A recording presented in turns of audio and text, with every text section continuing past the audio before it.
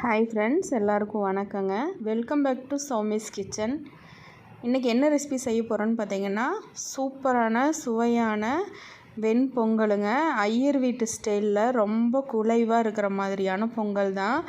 இதே மெஷர்மெண்ட்டில் நீங்கள் வந்துட்டு செஞ்சிங்கன்னா ரொம்ப சூப்பராக இருக்குங்க. டேஸ்ட் வந்து அல்டிமேட்டாக இருக்கும். இப்போ வாங்க எப்படி செய்யலான்னு பார்த்துக்கலாம். அதுக்கு முன்னாடி நம்ம சேனலை சப்ஸ்கிரைப் பண்ணலைன்னா சப்ஸ்கிரைப் பண்ணிக்கிங்க. 3/4 டம்ளர் அரிசி எடுத்துருக்குறேங்க, பச்சரிசி.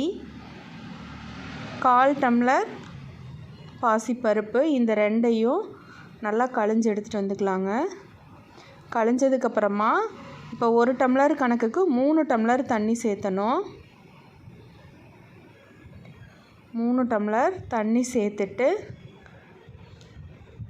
இந்த அரிசிக்கும் பருப்புக்கும் தேவையான அளவு உப்பு சேர்த்துக்கலாம். சேர்த்து கலக்கி விசில் விட்டுடலாங்க. விசில் வந்து ஒரு 5லிருந்து 6 விசில் வரைக்கும் விட்டுடலாம். அப்போ தான் நல்லா குலைவாக வரும். இப்போது பாத்திரத்தில் நெய் ஊற்றிக்கலாம். 1 ஸ்பூன் மிளகு சேர்த்துருக்குறேன், 1/2 ஸ்பூன் ஜீரகம்,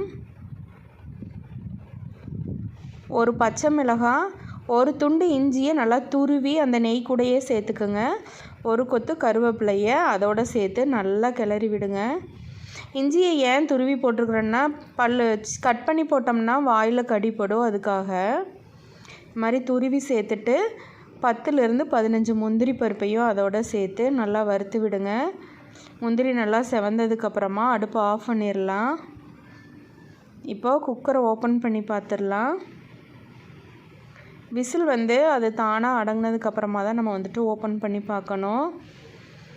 பாருங்கள், 3 டம்ளர் தண்ணி வச்சேன். அந்த மெஷர்மெண்ட் வந்துட்டு கரெக்டாக இருக்குது. நல்லா குலைவாக வந்திருக்குது பார்த்தீங்களா. நம்ம அப்படியே அதை வந்துட்டு நல்லா குழச்சி விட்டுறலாம்.